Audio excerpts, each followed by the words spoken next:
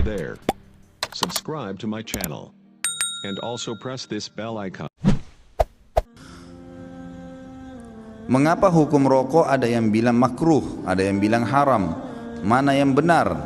Menurut Anda kira-kira gimana? Coba. Begini, saya pernah ceritakan itu hari. Ada seorang guru di Saudi, saya ingatkan kembali, berdialog sama seorang syekh. Syekhnya dibilangin sama guru ini. Guru sekolah ya, dia berpendidikan. Dia bilang, "Syekh, kenapa Anda mengatakan rokok itu haram? Apa sebabnya?" Kata syekhnya, sementara dalam Al-Quran tidak ada dalil menyebutkan rokok secara khusus, nggak ada. Kenapa harus dibilang haram? Kata syekhnya, "Kau makan apel?" Dia bilang, "Iya." "Kau makan jeruk?" "Iya." "Baik, ada nggak disebut dalam Al-Quran apel sama jeruk?" Dia bilang, "Tidak ada." "Baik, itu tidak ada, tapi boleh dimakan." Kenapa? Karena masuk dalam umumnya firman Allah, Allah menghalalkan semua yang baik-baik dan Allah mengharamkan yang khaba'ith, yang buruk, gitu kan. Jadi ulama mengeluarkan kaidah semua yang baik maka halal, semua yang buruk maka haram.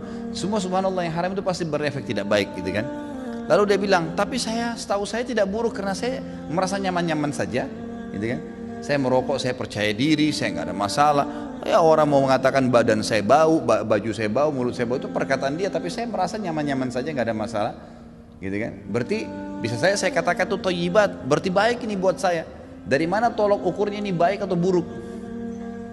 Kata syekhnya, "Baik, kalau kamu mau lebih dalam lagi, sekarang saya tanya," kata syekh, "kalau kamu pulang ke rumah habis ngajar, kamu temukan istri kamu lagi pegang rokok, anak kamu lagi pegang rokok, kamu biarin atau kamu larang?" Kata gurunya ini, "Saya larang, syekh." "Kenapa kau larang?" Dia bilang, "Karena itu tidak baik." Nah, ini masuk dalam jawaban kamu sendiri. Kalau baik kamu biarin mereka merokok, beliin kalau perlu, sama-sama rokok ngepul di situ, gitu kan.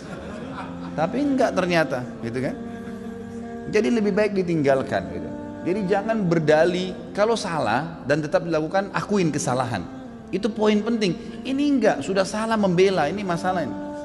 Enggak boleh, jadi terus menerus. Kadang-kadang subhanallah ada orang juga supaya dia tetap dalam mempertahankan kesalahannya, mencari orang yang lebih buruk, gitu kan. Ada pernah orang bilang sama saya, "Ustadz, saya baik Ustadz, kayak sholat saya masih jaga sholat maghrib, teman saya dan tidak sholat sama sekali." Jadi patokannya yang lebih buruk, supaya yang dia tinggalin 4 waktu sholat itu mending, nggak apa-apa gitu. Bukannya dilihat orang yang sholat lebih banyak, ini nggak boleh sebenarnya, gitu kan. Allahu alam. Jadi kalau kita lihat, kalau dikatakan memang kategori ulama di Indonesia, kalau di Timur Tengah saya nggak pernah temukan ada ulama menghalalkan rokok. Di Indonesia ini karena kiai kita terlalu murah gelarnya, ayahnya kiai, anaknya jadi kiai, bisa ceramah berapa kali atau pulang haji jadi kiai juga. Ini luar biasa ini. Saya mohon maaf, bukan menyombongkan diri sama sekali. Saya subhanallah berapa kali ketemu dengan orang-orang kiai. Kiai ini, saya kalau ketemu subhanallah seperti kalau antum ahli listrik misalnya. Kemudian ada orang datang ngobrol masalah listrik, dia nggak ngerti. Misalnya ini listrik ini harus dipasang begini, jaringannya begini, terus dia bilang enggak harus begini, tapi dia salah jelas. Antum pastikan teorinya benar, salah ini orang. Kita akan bilang kok ngawur ini orang ngomong. Subhanallah, di kalangan dakwah ceramah penceramah pun begitu. Saya heran dari mana gelar-gelar kiai bisa didapatin nih gitu. Baca ayatnya salah, hadisnya dikarang-karang, banyak sekali sudah kesalahan. Cerita dongengnya sudah tidak masuk di akal. Orang yang mati bisa hidup kembali lah, ini dari langit lah, ini macam-macam. Yang tidak masuk di akal, ini dari mana orang ini nih gitu. Ya, dari mana asal muasalnya bisa muncul gitu. Belum lagi yang sunnah Nabi SAW dilanggar, yang kukunya panjang, yang istri yang pakai jilbab, yang luar biasa. Makanya kata ulama, kalau kau mau melihat seorang alim, kau akan temukan kealiman itu pada diri dan keluarganya. Emang ada ciri di situ, istrinya, anaknya, memang ada ciri kealiman di situ. Ada ilm, alim kan itu masih dari ilm ya. Ada pengetahuan agama pada diri mereka. Kalau enggak gitu. Ada teman saya, subhanallah, bawa undangan pernikahan tamatan Mesir waktu itu di kota Makassar. Perkawinan saya nggak hadir, nggak sempat hadir gitu. Kemudian dia datang setelah itu berkunjung ke rumah saya, gitu kan. Datang ada satu perempuan bersama dia rok pendek. Lalu kemudian ini tamatan Mesir dan LC gitu.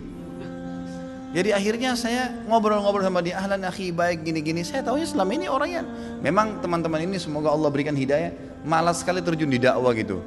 Jadi mereka pulang, mereka sibuk dengan bisnis, tapi dakwah dilupain. Akhirnya tidak terbentuklah pribadi untuk berdakwah, intinya begitu. Terus saya bilang, mana harim antum? Harim itu istri ya. Oh ini dia dengan malu nunjuk ini di sebelah gitu. Istri antum ini, masya Allah. Semoga Allah kasih hidayah ya.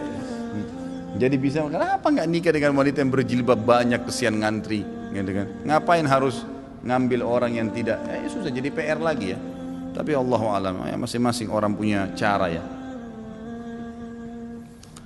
Jadi kalau kita temukan teman-teman kita yang bergelar kiai ini yang memakruhkan rokok karena dia masih merokok, gitu kan?